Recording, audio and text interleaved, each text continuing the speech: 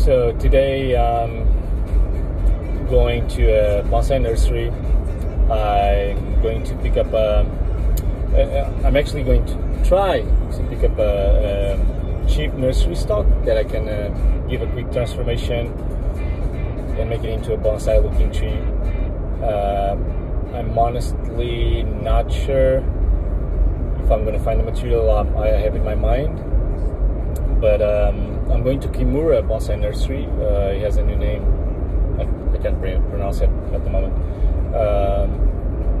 And I've been there before in another location. They moved, and I think now it should be even better. I really like this nursery. It has some species that I really enjoy working with. The prices are affordable, and I believe that I'll find what I'm looking for. Nevertheless, just for context, I'm in this bonsai group that it's called Bonsai Challenges. I think that's the name.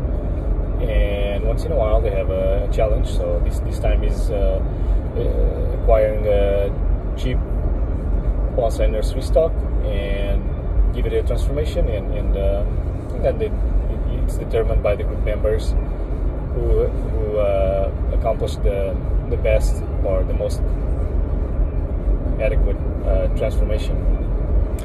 So it should be interesting. I don't have big expectations, but I'm curious to see what I can find in terms of material and what I can do. I have something in my mind as an alternative plan B.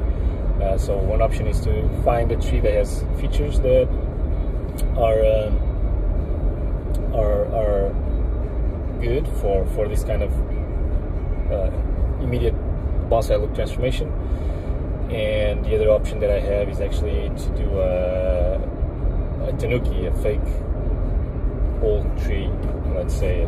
It's not something that it's taken awesomely well by the community, but I enjoy it just because if I have a old piece of wood, and in this case I have a tree that died, and I have a very promising piece of wood that I can put a live tree. I'll have to carve a grove, and I'll put the live tree there, and it almost immediately looks like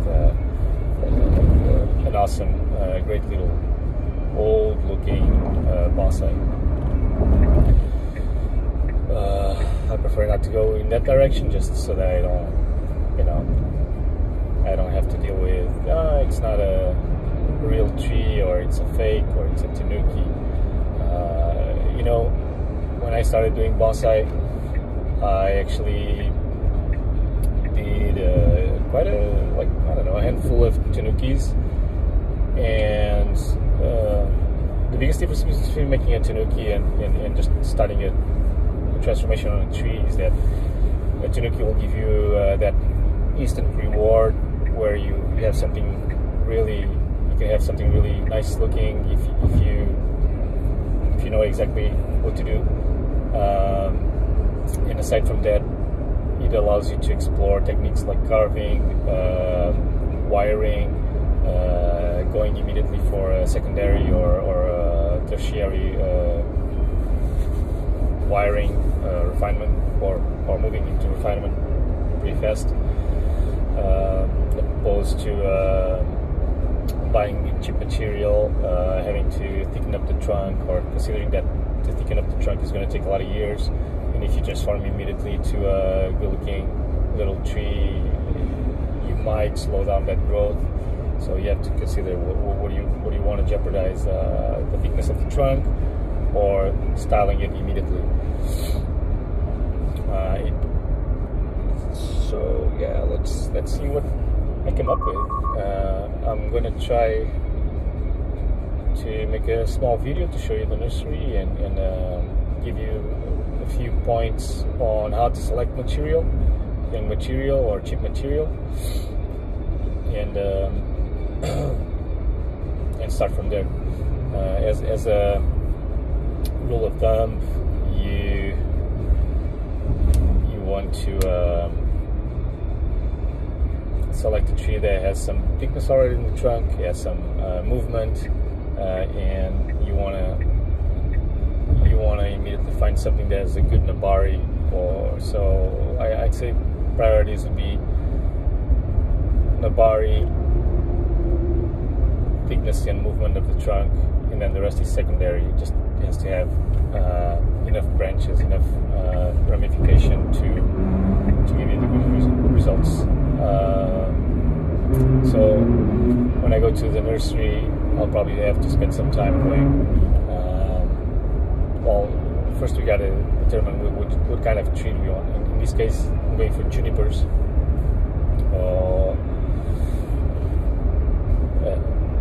A pine would be nice, but they're more expensive for sure. So I'm leaning towards junipers, and I'll be spending some time just looking at all of them, and if I find that one that calls for some reason, or one that shows me that the trunk movement allows you to go in a certain style direction, that in this case, because it's a challenge, you kind of want to surprise by the change. So if I have a bush looking tree with a lot of branches, and I identify that there's movement in the trunk and a good nabari, going from a bush looking to a style tree, immediately it's a good reaction. Yeah, let's see how it goes. I'm excited. Hopefully I can make a nice video at the nursery. Sometimes things don't go that well, or someone doesn't allow you to, but I think it should be okay. Alright, see you soon.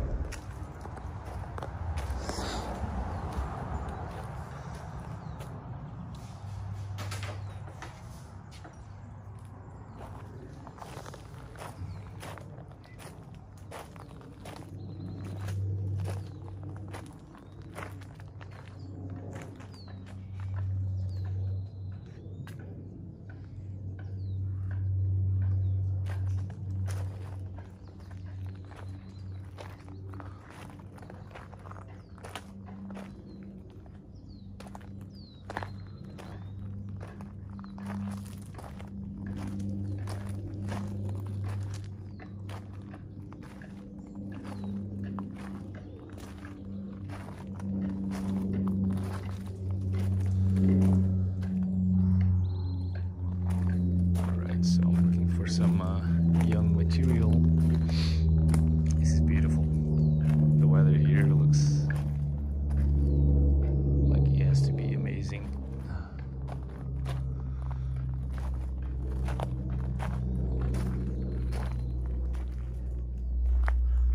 See if I can find some youngsters, some young junipers. Wow.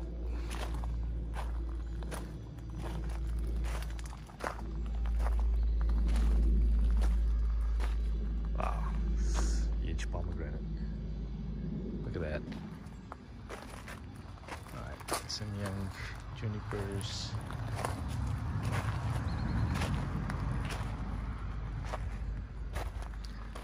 Pomegranate.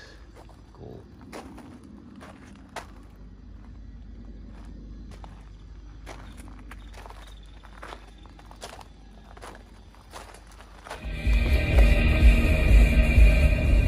So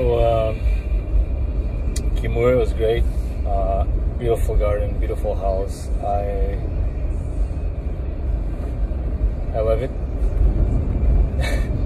I stopped for a second because I couldn't find what I wanted. I was looking for a material, cheaper material, just raw nursery stock, and unfortunately, and I imagine that they just moved in this location about a year ago. It's their first year, so I guess they're not propagating or growing young material at the moment. From what I understand, they need a oh, forgot the name. 1,000 feet, turn left to stay on Hazel Canyon Road. They need a house. They need they need a greenhouse Now turn left to stay on Leslie Canyon to Road. move on to, you know, young propagation and that kind of material that I'm looking for. And so it's understandable, but really nice trees. I love the whole thing is kind of zen in the middle. So I decided to take a little break for breakfast. It's 11 a.m. and I haven't eaten anything yet. I'm kind of out of the way, but I want to see in my GPS what it says in terms of distance to go to another nursery. I used to go there quite a few years ago. It has a good size and it always had like a lot of material. It's a Fuji nursery in Simi Valley, and depending how long it takes, I might head there. I have to confirm if they're open. You never know. Let's see what happens. Let me feed my belly and see if I have the guts to drive.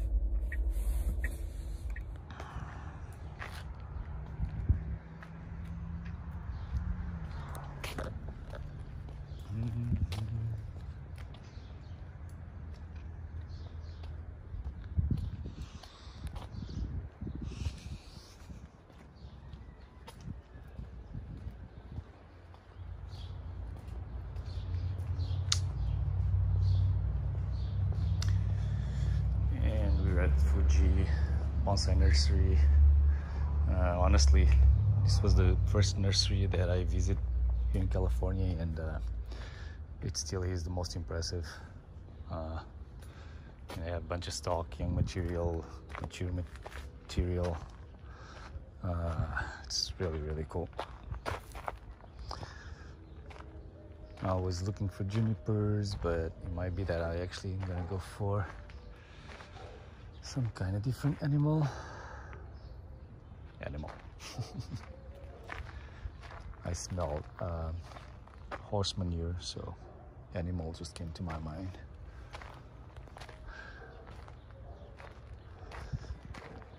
And I remember one of my first trees was a corkbark elm that I got from here. Still have it, and I love it. It's looking absolutely gorgeous. Oh, and they have femina that I also enjoy a lot. And look at this young material, pomegranates,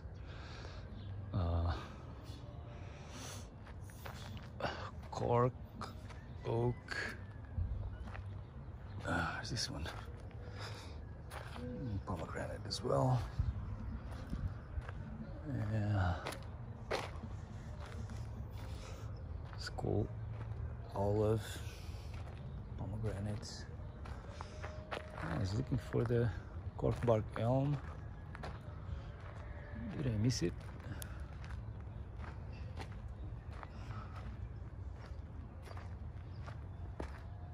Might have. Trident maples.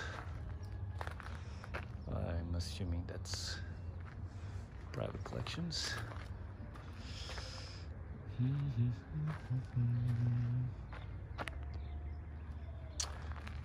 Where is it? Okay, there we are. I guess doesn't look like cork bark.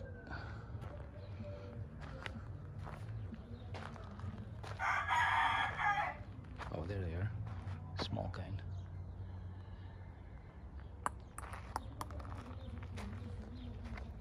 Alright, that was fun. Haven't been here in about 7 years, and it's good to see Mr. Roy, owner of Fuji Bonsai Nursery.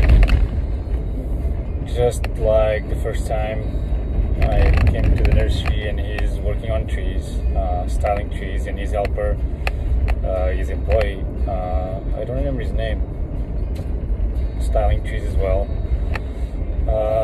And I really enjoy this nursery. I mean, it's a little further from me. Left onto It's like about an hour drive, but it's totally worth it. Great material, young material, raw material, mature material. Yeah, it has everything and a good variety. I saw a lot of pomegranate. I saw a lot of elms. I saw a lot of junipers. Left onto Roxford Street. Japanese black pine, and a few Japanese maples, but I think it's just too hot here for that. I remember seeing more actually before. Overall awesome. I mean, I was counting on buying a tree, and all of a sudden I got 6. I hope the wife is not home when I arrive.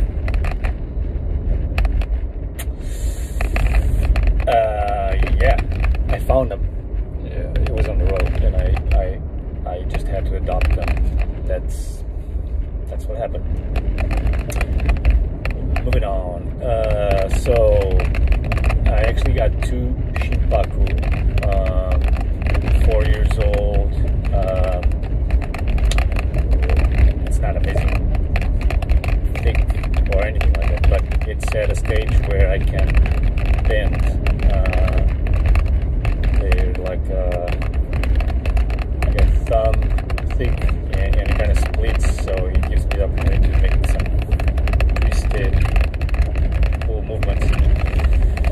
I also got 2 younger Shinpakus, basically a 1 feet shoot, and that's material I'm going to use to do a Tanuki. So 2 little shoots of Shinpaku, 2 4-year-old Shinpakus, and I actually purchased as well 2 cork bark elm. One